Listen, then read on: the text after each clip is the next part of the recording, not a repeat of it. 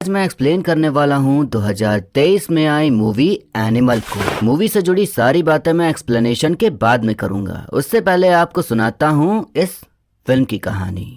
तो मूवी की शुरुआत में हमें विजय का बुढ़ापा दिखाया जाता है, जो कि अपनी कंपनी स्वास्तिक के 100 साल पूरे होने की खुशी मना रहा है। फिर हमें उसका बचपन दिखाया जाता है, जहां हम देखते हैं कि विजय के पिता बलबीर का जन्मदिन है। तो विजय बहुत खुश था उनका बर्थडे मनाने के लिए, पर पापा घर पे मिलते नहीं। सुबह से रात हो जाती है अपने पिता के आने का इंतजार करते करते, लेकिन वो आते नहीं। तो वो थक हार के सो जाता है। पापा अपने काम में इतना व्यस्त रहते थे कि विजय को बिल्कुल भी समय नहीं दे पाते थे। अब कहानी आगे बढ़ती है और हम विजय की जवानी का समय देखते हैं, जहां वो अपने दोस्त कार्तिक की बहन गीतांजलि की सगाई में आया होता है। गीतांजलि विजय को भैया बोलती है, तो विजय कहता है कि स्कूल टाइम में तो भैया कभी नहीं बोला, और हमारे बीच तो प्यार था ना, तो अभी भैया कहाँ से हो गया। विजय कई सालों बाद इंडिया वापस आया था और बचपन में उनके बीच प्यार था, लेकिन बीच में सब खत्म हो गया। अब आज जवानी में जब गीतांजलि को देखा तो उसकी खूबसूरती देख वो दंग रह गया था। विजय गीतांजलि को एक कहानी सुनाता है कि सदियों पहले दो तरह के आदमी होते थे,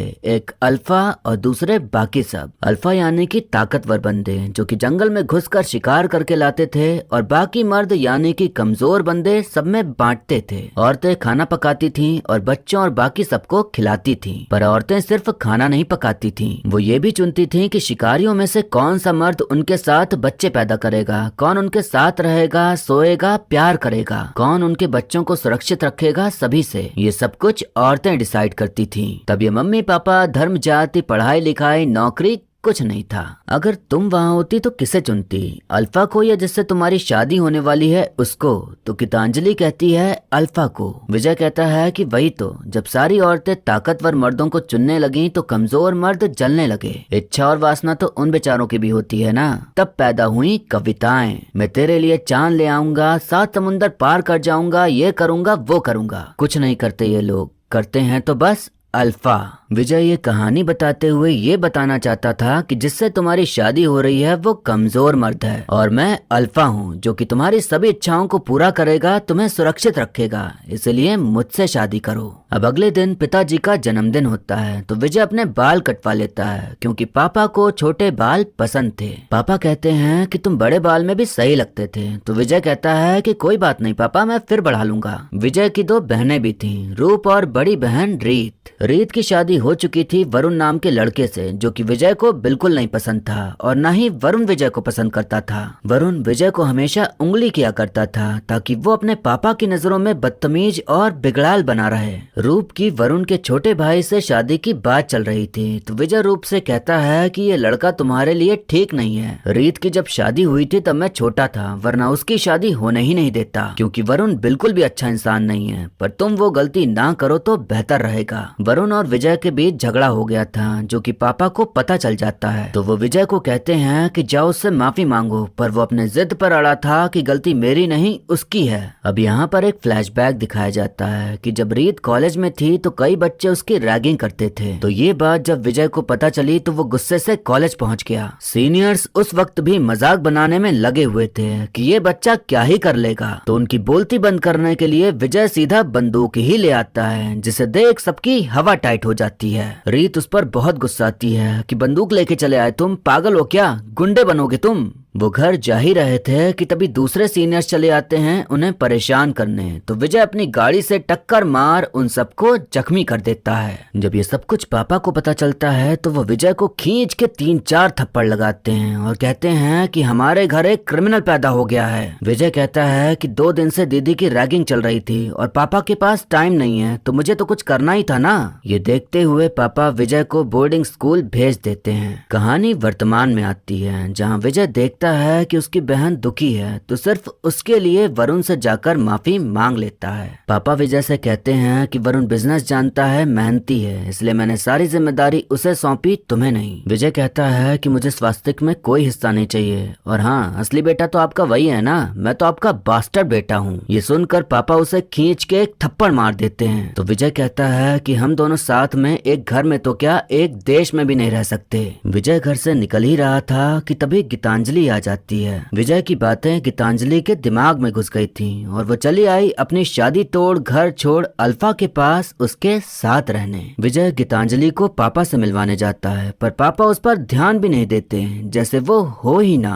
ये बात विजय को बहुत बुरी लगती है। अब दोनों गीतांजलि के घर जाते हैं तो पूरा परिवार उन्हें खूब सुनाता है, क्योंकि काम ही ऐसा किया था। दोनों एक दूसरे को चूमना शुरू कर देते हैं तो सबको जवाब मिल जाता है कि ये किसी की नहीं सुनने वाले। इसके बाद विजय प्लेन से गीतांजलि को लेकर निकल जाता है और फिर दोनों प्लेन में ही खूब कबड्डी खेलते हैं दिन रात लगातार। इसके बाद मंदिर में जाके शादी कर लेते हैं। दोनों के बीच बच्चों की बात होती है तो गीतांजलि कहती है कि तुम अपने पिता की तरह तो कभी नहीं बनना चाहोगे ना। तो विजय कहता है कि मेरे पापा दुनिया के सबसे अच्छे पापा हैं, तुम मुझे कुछ भी बोल सकती हो, लेकिन मेरे पापा के बारे में कभी कुछ मत बोलना। हाँ, ये बात याद रखना कि मैं तुम्हें कभी धोखा नहीं दूंगा। अब कहानी यहाँ से 8 साल आगे बढ़ती है, जहाँ हम देखते हैं कि विजय ने अब दाढ़ी बाल बढ़ा लिए हैं और साथ में उसके कजिन भाई लोग हैं बंदूक लिए। वो एक जगह जाते हैं जहाँ मीटिंग चल रही थी। वरुण भी वहीं था। विजय वरुण का गला घोट उसे मार डालता है। रीत परेशान होती है कि आखिर वरुण कहाँ चला गया, अब तक आया नहीं, लेकिन विजय उसे कुछ नहीं बताता, बल्कि कहता है कि आ जाएगा। गीतांजलि से शादी करके विजय विदेश चला गया था, लेकिन जब उसे खबर मिली कि पापा पर हमला हुआ है तो वो वापस चला आया अपने बीवी बच्चों के साथ। विजय ने पापा से मिलना चाहा, लेकिन वरुण ने उंगली करते हुए उसे बाहर रुकने को कहा। फिर मिश्रा अंकल जब मिले तब विजय पापा से मिल पाया। पापा से मिलने के बाद विजय मिश्रा अंकल से कहता है कि ये बॉडीगार्ड्स गोलियां तो चला सकते हैं, लेकिन गोलियां खा नहीं सकते और किसी और पर भरोसा किया नहीं जा सकता। इसीलिए सबके फोन टैप करो और अब जो प्लान बनने वाला है उसके बारे में किसी को भी पता नहीं चलना चाहिए। विजय सबके सामने ऐलान करता है कि जिसने भी उसके पापा के ऊपर हमला करा है वो उसको छोड़ेगा नहीं। विजय अपने गांव जाता है जहां पापा की तरफ का पूरा परिवार रहता है और वहां से अपने कजन भाइयों को ले आता है। वो चाहता था कि पापा की रक्षा के लिए ऐसे लोग हों जिन पर भरोसा किया जा सके और लड़ मरने के लिए तैयार हों, और वो लोग वैसे ही थे। विजय एक आदमी लेकर आता है जिसे वो पापा का बॉडी डबल बनाता है और किसी को नहीं बताता सिवाय घर वालों के। वरुण को भी नहीं पता चल पाता कि वो असली नहीं दलबीर के बॉडी डबल से मिल रहा है। बॉडी डबल कहीं जा रहा होता है कि तभी असरार नाम का एक आदमी गाड़ी पर गोलियों की बरसात कर देता है, लेकिन कार बुलेट प्रूफ थी तो कुछ नहीं होता। असरार गाड़ी के शीशे को तोड़कर बॉडी डबल को मार डालता है, लेकिन उसे नहीं पता था कि वो नकली दलबीर है। विजय को बहुत अफसोस होता है और ये भी सोचता है कि उसकी जगह पापा होते तो वो आज जिंदा न बचते। इसका मतलब उसका प्लान सही था, लेकिन एक जान तो गई। हमें देखने मिलता है कि वरुण असरार को फोन करके बता रहा है कि दलबीर जिंदा है, जिसको तुमने मारा वो बॉडी डबल था। सबके फोन ट्रेस हो रहे थे तो विजय उनकी बातें सुन लेता है और उसे पता चल जाता है कि वरुण भी पापा के हमले में शामिल था। यही वजह थी कि विजय ने वरुण और उन गुंडों को मार डाला जो भी इसमें शामिल थे। गौर करने वाली बात ये थी कि जहां वरुण को मारा वहां असरार भी मौजूद था, लेकिन उस वक्त विजय नहीं जानता था कि असरार भी शामिल था हमले में। अब हम देखते हैं कि विजय फ्रेडी नाम के एक हथियार विक्रेता से मिलने जाता है, जो कि विजय को खूब सारे हथियार सप्लाई करने वाला था। विजय को समझ आ गया था कि जो भी पापा को मारना चाहता है वो रुकने तो नहीं वाला। तभी वहां असरार अपने गुंडे लेकर चला आता है विजय को मारने, क्योंकि उसकी वजह से वो दलबीर को नहीं मार पा रहा था। विजय बंदूक कुल्हाड़ी जो मिल रहा था सभी चीजों से गुंडों की धुलाई करते जा रहा था। जब ज्यादा लोग आ जाते हैं तो वो एक बहुत बड़ी मशीन गन निकालता है, जिसे चलाते ही उसके सामने आने वाला हर कोई तबाह हो जाता था। विजय जब असरार को पकड़ के मारने जा रहा था तभी उसके भाई आबिद का कॉल आता है, जो कि इंतजार कर रहा था इस खबर का कि विजय को मार डाला या नहीं। विजय कहता है कि मैं जिंदा रह गया और अब मैं खुद तेरे पास आऊंगा, तेरा पूरा खानदान मिटा दूंगा। और फिर इसके बाद गोली मारकर असरार का भेजा खोल देता है। विजय ने भले ही सबको मार डाला, लेकिन उसे भी कई गोलियां कई गहरे जख्म लगे थे, जिसके चलते वो अस्पताल में भर्ती हो जाता है। विजय के पास एक बॉम्ब फट गया था, जिसके चलते उसकी सुनने की शक्ति ही चली गई, तो अब उसे कान की मशीन लगानी पड़ती है। डॉक्टर्स बताते हैं कि तुम्हें 6 गोलियां लगी थी और पीछे गहरे जख्म हैं और सर पर भी काफी चोट आई है। लगा नहीं था कि आप जिंदा बचेंगे, लेकिन खुशी है कि आप बच गए। आप स्वाद लेने और महक लेने की सेंस खो चुके हो। एक गोली आपकी आपकी दिल के बहुत करीब लगी है और एक लेफ्ट लंग में लगी और एक ब्लैडर में लगी, जिसकी वजह से आपका यूरिनरी सिस्टम खराब हो चुका है। आपका दिल कभी भी धड़कना बंद हो सकता है, तो इसके लिए हम डोनर ढूंढ रहे हैं, पर हार्ट ट्रांसप्लांट करने पर भी चांसेस कम ही हैं इसके कामयाब होने के। विजय यही कहता है कि मेरे इरादे पक्के हैं, मुझे कुछ नहीं होगा। विजय रीत को बता देता है कि उसने वरुण को मार डाला है क्योंकि वो पापा की हत्या कराने में शामिल था। एक दिन गीतांजलि के मम्मी पापा आए होते हैं, तो वो दोनों को लड़ते देख लेते हैं कि गीतांजलि सिगरेट पीने से रोक रही है पर विजय पी रहा है। मम्मी पापा कहते हैं कि इसकी हालत देखो, आगे का क्या सोचा है। गीतांजलि कहती है कि इतनी ही फिक्र थी तो तब क्यों नहीं आया जब मैं प्रेग्नेंट थी, तब तो कोई नहीं आया, तो सोचो मैंने कैसे दो दो बच्चों को जन्म दिया। यही था उस वक्त जिसने मेरी मदद करी डिलीवरी के टाइम, बिल्कुल एक नर्स की तरह मेरा ख्याल रखा और एक बार भी कंप्लेन नहीं करी। वो मुझे अच्छे से जानता है, सब कुछ समझता है। वो मेरा बाप, भाई, माँ, प्रेमी, पति, सब कुछ है। पापा परेशान थे कि विजय का दिल धड़कना कभी भी बंद हो सकता है, वो कभी भी मर सकता है, लेकिन विजय को इन सब चीजों की बिल्कुल चिंता नहीं थी। वो बस इंतजार कर रहा था डोनर का और उस इंसान का जिसकी वजह से ये जंग शुरू हुई। जो माहौल चल रहा था उसके चक्कर में विजय और गीतांजलि में भी नोक-झोंक चलती रहती थी, लेकिन बाद में दोनों एक दूसरे को मना भी लेते थे। अब हम अबरार नाम के एक आदमी को देखते हैं जिसकी तीसरी शादी होने जा रही थी। उसकी पहली दो पत्नी से उसके 8 बच्चे थे और ये सारी बातें उसका भाई आबिद अबरार की होने वाली तीसरी पत्नी को बता रहा था। वो बताता है कि एक रात अबरार ने अपने दादा जान को अपने सामने जलते हुए देख लिया था। फिर उस दिन के बाद से वो बोल नहीं पाता, तो मैं ही उसका ट्रांसलेटर हूँ। एक आदमी अबरार को खबर देता है कि आपका भाई असरार दिल्ली में मारा गया, तो अबरार को बहुत दुख होता है और गुस्से से भर जाता है। जिसने खबर दी गुस्से में उसे ही मार डालता है और फिर गुस्सा शांत करने के लिए अपनी नई बेगम के साथ गुलू गुलू करता है। इसके बाद अबरार एक गुंडे के पास जाता है जिसके जरिए असरार इंडिया गया था बलबीर को मारने। अबरार कहता है कि बलबीर को मारना बहुत अच्छा प्लान था, इससे वो इंसान खत्म हो जाता जिसने स्वास्तिक कंपनी बनाई, वो कंपनी जहाँ से मेरे दादा को कुत्ते की तरह भगा दिया गया था। तुम लोगों ने एक साधारण से काम को अपना पर्सनल ईगो बना लिया और उसके बेटे के पीछे गए। उस गलती की वजह से मेरा भाई मारा गया। अब तू जा और मेरे भाई को सॉरी बोल। और इतना कहते ही आबिद उसे गोली मार देता है। अब हम देखते हैं कि विजय को डोनर मिल गया था और हार्ट ट्रांसप्लांट कामयाब भी हुआ, तो इस खुशी में वो बिना कपड़ों के घूम रहा होता है। विजय से मिलने जोया नाम की एक लड़की आती है। विजय को जो दिल मिला था वो जोया के मंगेतर का था, इसलिए वो उस इंसान से मिलने आई जिसके पास उसके मंगेतर का दिल था। वो जा ही रही होती है कि विजय उसे रोक लेता है और दादाजी जिस घर में रहते थे वहाँ उसके रहने का बंदोबस्त कर देता है। विजय को जोया काफी पसंद आ गई थी, तो अब वो उसी के साथ चक्कर चलाना शुरू कर देता है और उसके साथ वो कई दिन कई रातें बिताता है बिना कपड़ों के। गीतांजलि को थोड़ा थोड़ा शक होने लगा था क्योंकि विजय के पांव घर पर टिकते ही नहीं थे। विजय जोया को दी हुई लव बाइट के कलर को मैच कराते हुए एक गाड़ी बनवाता है जिसपे बैठने से पहले ही उसके सामने धमाके से वो कार उड़ जाती है। विजय जोया से शादी करने को तैयार हो जाता है, लेकिन जोया कहती है कि वो शादी नहीं कर सकती, मैं आपकी दुश्मन हूँ, ये जो दिल आपको मिला है उससे मेरा कोई वास्ता नहीं है, मैंने आपसे झूठ बोला। ये सब इतनी सफाई से किया गया कि आप लोगों के लाख ढूंढने के बाद भी किसी को कोई शक नहीं हुआ। ये सब प्लान था अबरार का, जो कि स्कॉटलैंड में रहता है। अबरार का एक छोटा भाई है जो उससे बेइंतहा मोहब्बत करता है। वो एक पेशेवर कसाई है जो कि इस्तांबुल में रहता है। जब आपने उसके भाई को मारा तो उसने आपके बारे में सब कुछ पता लगा लिया। उसकी सर्जरी करा के एक और विजय बना रहे हैं ताकि जब नकली विजय घर जाए तो आपके परिवार में किसी को भी शक ना हो। उसके बाद सही वक्त आने पे जब आप मेरे साथ होते तो वो आपके पापा को मार डालता।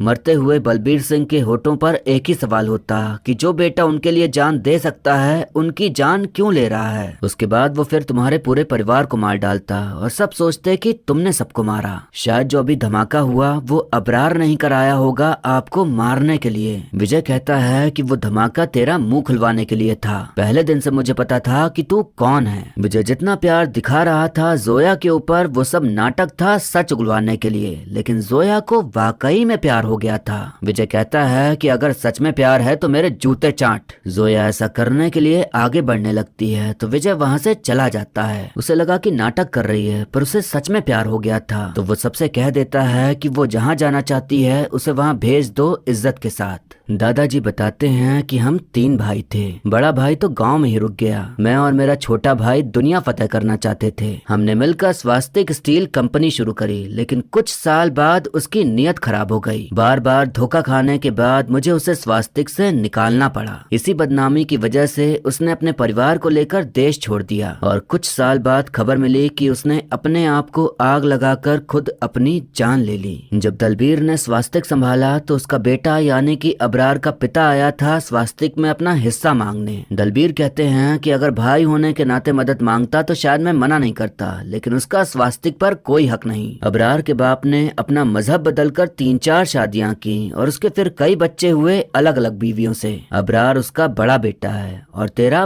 भाई है। दादा और पिता विजय को समझाते हैं कि अबरार को माफ कर दो, नहीं तो ये रंजिश आगे भी चलती रहेगी। विजय कहता है कि सजा मैं देता हूँ, माफी आप दे देना। विजय गीतांजलि को जाके बता देता है कि वो कई दिनों से जोया के साथ रात बिता रहा था, तो गीतांजलि उसे खींच के एक तमाचा मारती है और फिर दोनों में बहसबाजी होना शुरू हो जाती है। विजय उसे समझाता है कि वो हम पे जासूसी करने आई थी और उसके साथ प्यार का नाटक करना पड़ा ताकि वो सच बताए, पर गीतांजलि उसकी एक नहीं सुनती और कहती है कि मुझे अब बस तलाक चाहिए। ये जो तुम्हारा पापा के लिए प्यार है वो रोग बन चुका है, काश वो उस दिन मर गए होते। ये सुनकर विजय उसके ऊपर बंदूक तान देता है, लेकिन उसे मार नहीं पाता। अगले दिन विजय स्कॉटलैंड पहुंच जाता है अबरार के घर और गोलीबारी करते हुए तबाही मचा देता है। अबरार विजय को मारने जा रहा होता है तो आबिद उसे समझाता है कि अभी इससे मत लड़ो, हमारा ही नुकसान होगा। यहाँ से फिलहाल निकल जाते हैं, फिर बाद में इसको इसके घर में घुस के मारेंगे। विजय को अबरार की बीवियों से पता चलता है कि वो प्लेन के जरिए यहाँ से भाग रहा है, तो वो वहीं पर पहुंच जाता है। अब अबरार और विजय में हाथापाई शुरू होती है और दोनों एक दूसरे के ऊपर लात घूंसे बरसा रहे होते हैं, पर दोनों में से कोई हारना नहीं चाहता था, तो ये लड़ाई किसी एक के मरने पर ही खत्म होनी थी। विजय कहता है कि दादाजी ने कहा कि तू अपना खून है, तू मेरा भाई है, मैं रुक जाऊंगा, तू रुकेगा क्या? अबरार पैंट की जिप खोल के नीचे की ओर इशारा करता है, जिसका साफ मतलब था नहीं। विजय चाकू लेता है और अबरार का गला काट उसका किस्सा खत्म कर देता है। खून से लथपथ विजय पापा के पास जाता है और जिस चाकू से अबरार को मारा वो उनके हाथ में पकड़ा देता है, ये जताते हुए कि आपको मारने की कोशिश करने वाले को आपके बेटे ने उसे मार डाला। विजय को पता चलता है कि पापा को कैंसर है और उनके पास बस 4 से 6 महीने ही बचे हैं। विजय कहता है कि आप टेंशन मत लो, आपको कुछ नहीं होगा, आप मेरे साथ अमेरिका चलो, वहाँ सब इलाज हो जाएगा। पापा कहते हैं कि थोड़ा प्रैक्टिकल सोचो, ये कुछ ऐसा नहीं है कि बंदूक और मारामारी से सही हो जाएगा। विजय कहता है कि मेरी मारामारी से ही ये घर आज आबाद है, वरना आपने तो दुश्मन को दामाद बना के रखा था। पापा कहते हैं कि तुझे जितने भी गले काटने हैं मेरे नाम पे काट ले, लेकिन मैं जानता हूँ कि तूने आज तक जो कुछ भी किया वो इसलिए किया क्योंकि अंदर से तू एक क्रिमिनल है। विजय कहता है कि इन 25 सालों में हमारे बीच कुछ नहीं बदला, तब भी आप यही सोचते थे और अब भी यही सोचते हो। विजय उन्हें एहसास दिलाता है कि कैसे वो अपने पापा का प्यार मांगता रहा और पापा बस काम में लगे रहे और कभी उसके साथ प्यार से बात नहीं की, 2 पल साथ में बैठ के अच्छे से कभी नहीं बिताए। वो कहता है कि आप मेरे लिए महान हो, लेकिन आप दुनिया के सबसे अच्छे पापा नहीं हो, लेकिन हाँ, मैं दुनिया का सबसे अच्छा बेटा जरूर हूँ। पापा कहते हैं कि जब तू वापस आया तो मैं बहुत खुश था, मैं स्वास्थ्य तेरे हाथ में थमाना चाहता था, पर तूने जंग शुरू कर दी। विजय कहता है कि अगर वरुण मुझे बोलता कि सब कुछ सेफ है, मुझे सब सही लगता, तो मैं आपके ठीक होने के बाद वापस चला जाता, मुझे कोई हिस्सा नहीं चाहिए था। पापा कहते हैं कि स्वास्तिक मेरी जिंदगी थी, मैं अपना साम्राज्य तुझे देना चाहता था, लेकिन तू बस चला गया।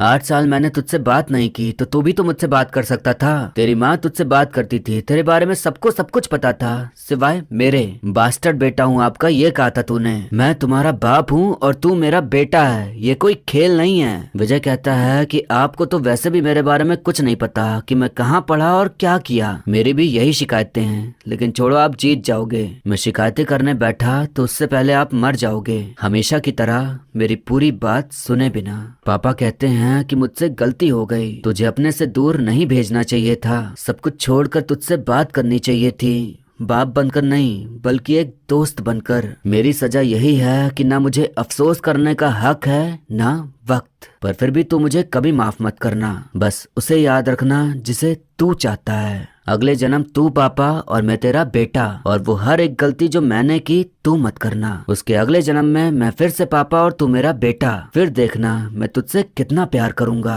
तब तुम शान से कहना कि मेरे पापा दुनिया के सबसे अच्छे पापा हैं। विजय मिश्रा अंकल को गले लगाकर फूट फूट कर रोता है। इतना सब करके जो उसका सबसे प्यारा था उसे सभी से बचाया, अब वो चाह कर भी उसे नहीं बचा सकता था। गीतांजलि बच्चों को लेकर वापस यूएस जाने का फैसला करती है, लेकिन उसका बच्चा अपने पापा को गले से लगा लेता है। इसके बाद हमें दिखाया जाता है अबरार के भाई अजीज को, जिसकी सर्जरी करके उसे विजय बनाया जा रहा था। उसने विजय के 2 लोगों को पकड़ लिया था जिनकी वो बोटी बोटी कर डालता है। वो कसाई था तो खून खराबा करने में वो माहिर था। यहाँ पता चलता है कि जोया पेट से है। जोया अजीज की प्रेमिका थी, तो बच्चा पैदा होने के बाद ही पता चलना था कि वो अजीज का है या विजय का। अबरार की जो तीसरी बीवी थी अजीज उससे निकाह करने को कह देता है, ये बताते हुए कि अब इसका अगला भाग भी आएगा और उसका मेन विलन होगा अजीज, जो कि विजय का हमशक्ल है। ये मूवी यहीं पर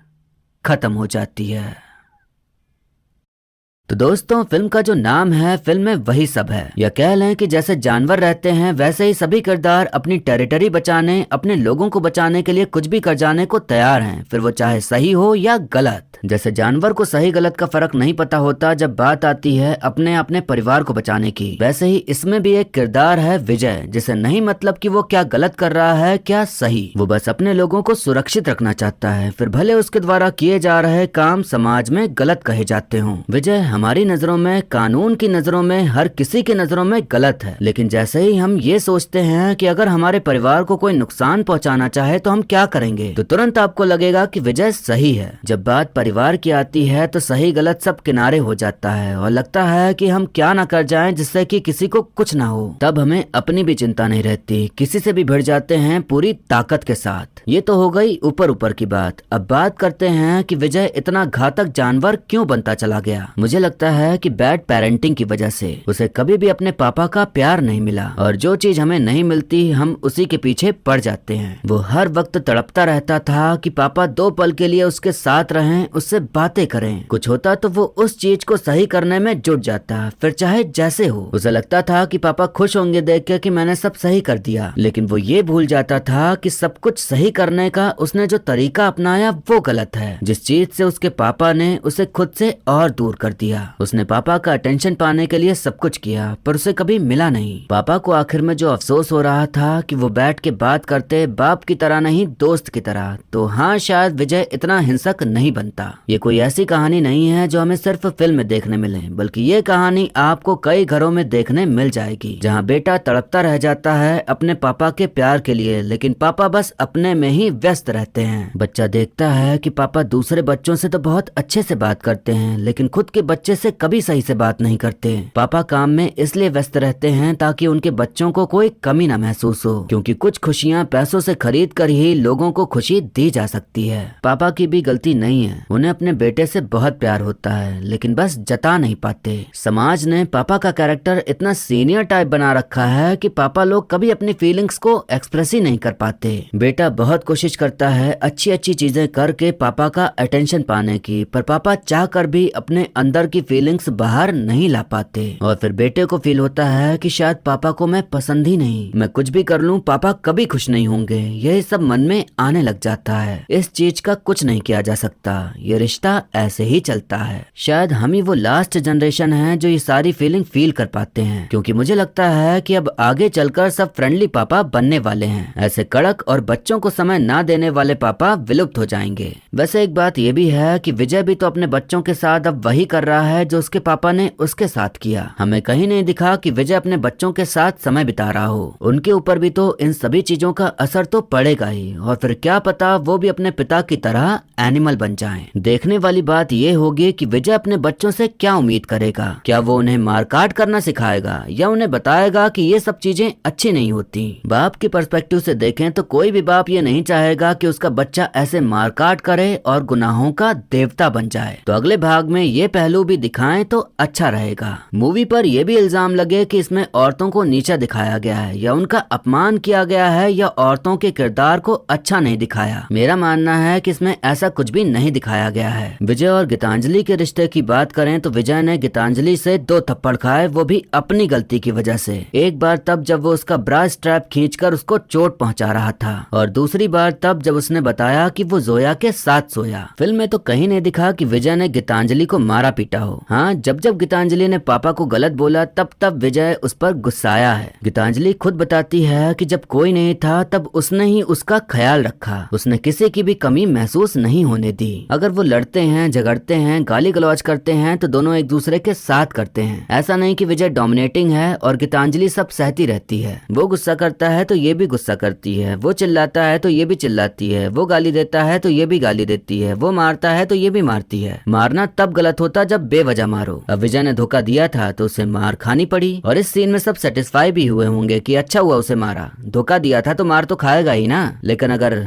रिवर्स कर दिया जाए और फिर लड़का लड़की को मारे तो आपको थोड़ा सा अटपटा लगेगा। उनकी अपनी अंडरस्टैंडिंग है, अपना तरीका है प्यार जाहिर करने का और नाराजगी भी। विजय ने जोया से कहा कि प्यार है तो मेरे जूते चाटो। पहली बात कि वो दुश्मन की तरफ से थी और दूसरी बात कि विजय को लगा कि वो नाटक कर रही है तो ऐसा बोलूंगा तो थोड़ी आकर वो कर ही लेगी। लेकिन जब वो आगे बढ़ी तो उसने पैर तुरंत हटा लिया क्योंकि उसे एहसास हुआ कि शायद उसे सच में प्यार हो गया है। इसके बाद उसने अपने लोगों से उसे सही सलामत उसके घर वापस भेजने को भी कहा। जोया जहाँ से आई थी वहाँ तो बस वासना मिटाने के लिए औरतों का इस्तेमाल किया जाता है और बच्चे पैदा करने के लिए भी। जब उसे विजय से प्यार मिला उसने देखा कि वो उसका कितना ख्याल रखता है, कितना अच्छे से रखता है, तो ये सब देख उसे प्यार हो ही गया। तो विजय ने जोया के साथ भी कोई बदतमीजी नहीं करी और दुश्मन होने के बाद भी उसे जिंदा वापस जाने दिया। वो अपनी बहनों की भी केयर करता था, इसीलिए समय समय पर उन्हें समझाता था कि क्या सही है क्या गलत। उसे पता था कि वरुण सही नहीं है और ये सच भी था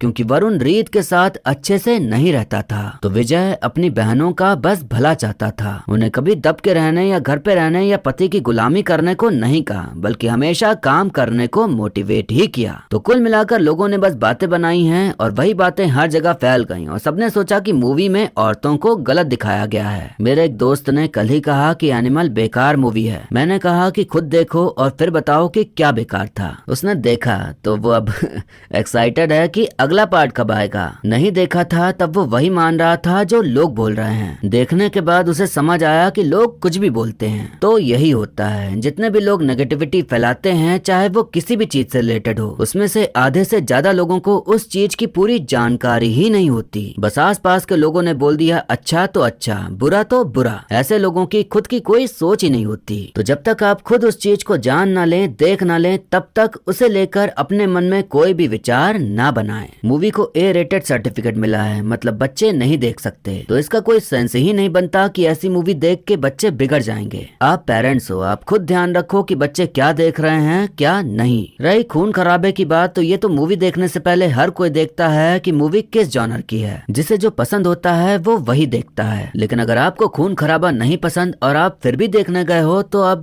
जाहिर सी बात है कि आपको मूवी नहीं पसंद आने वाली। जो काम पसंद नहीं वो काम करके आप कहो कि मजा नहीं आया तो इस बात का कोई सेंस नहीं बनता। विजय कोई हीरो नहीं है बल्कि वो विलन ही कहलाएगा। उसके काम हीरो वाले नहीं विलन वाले हैं। भले वो मानता है कि वो अपने परिवार को बचा रहा है और वो अपनी जगह सही भी है, लेकिन बाकी और किसी के भी नजरों में वो कभी भी सही नहीं बन पाएगा। अब एक्टिंग की बात करें तो ये चीज हर किसी को माननी पड़ेगी कि रणबीर कपूर की एक्टिंग का कोई तोड़ नहीं। कोई भी किरदार हो वो उसे निभाते नहीं जीते हैं। उन्हें बॉलीवुड का one of the best actor मानने में कोई बुराई नहीं है। रश्मिका मंडाना का जो एक डायलॉग है उसकी वजह से उन्हें बहुत ट्रोल किया गया था, लेकिन सच बात तो ये है कि उनकी एक्टिंग काफी अच्छी थी। जब विजय और गीतांजलि के बीच झगड़ा होता है तो हम गीतांजलि के इमोशंस साफ समझ पाते हैं। अनिल कपूर और बॉबी देओल दोनों ही जाने माने दिग्गज कलाकार जिनकी एक्टिंग से हर कोई वाकिफ है, तो उनके बारे में क्या ही कहना। बाकी और जितने भी सह कलाकार फिल्म में मौजूद हैं सबका काम अच्छा रहा। अब आगे चलकर हमें 2 विलन्स के बीच की लड़ाई दिखाई जाएगी। अब होगा विजय वर्सेस विजय और ये देखने में काफी मजा आएगा।